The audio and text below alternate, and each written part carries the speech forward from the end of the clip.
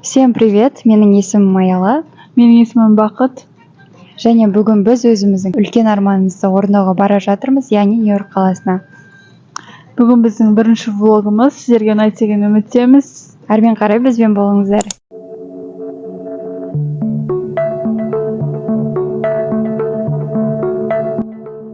Біз отырдық наконец-то. Самолеттамыз.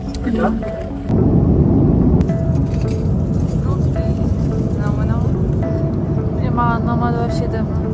Жей алмай қойдым. Я хочу конину.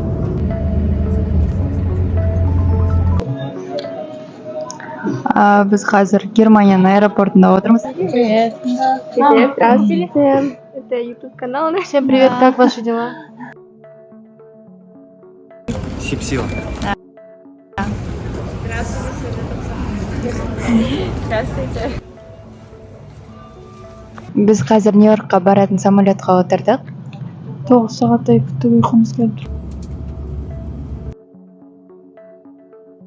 Біз аэропортта тексерістен шыққаннан кейін сыртқа шықтық, және ол жерде бізді автобустар күтіп тұрды. Автобустардың біреуіне отырып, AirTrainға дейін жеттік. AirTrainнан біз метроға жеттік, карточка сатып алдық, метро карт деген. Бұл карточка 2 в 1 болды бізде. Сосын метромен біз Нью-Йорк қаласына жеттік. Шыққан кезде біз білмедік қайда баратынымызды. Сосын автобус бар екен. Мен ойлаған, мен бақыт алып жүреді деп. Оказывается, мен бақыт алып жүреді. Ойба. Друг друга дополняем, короче. Содан кейін Google Maps'тың көмегімен өйтіп-бүйтіп әйтеуір отельге дейін жеттік. Біз жеттік Нью-Йоркқа. Қазір Таймс-скверге бара жатырмыз. Короче, тут везде сасық, жаман прям сосит. Тұншық келе жатырмыз. Таймс-скверге барғанда жолығамыз.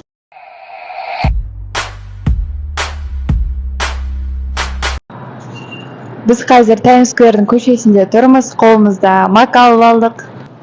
Везде картамен төлеуге болады, особо наличка керек емес. Біз білмеймін қай ғасырға түстік, что наличка керек деп айтты бізге. Иә, халықпен төлей берсе болады. Содан кейін жердің бәрі осындай мусор. Оказывается, түнде өте лас болады екен Нью-Йорктің іші, Таймс-сквердің аймағы.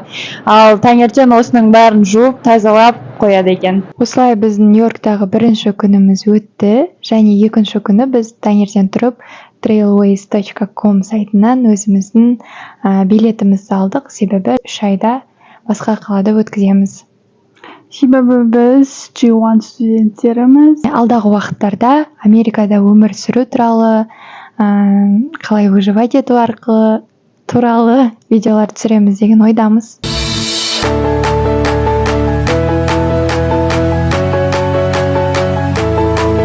Всем пока. Келесі влогта кездескенше. Всем пока.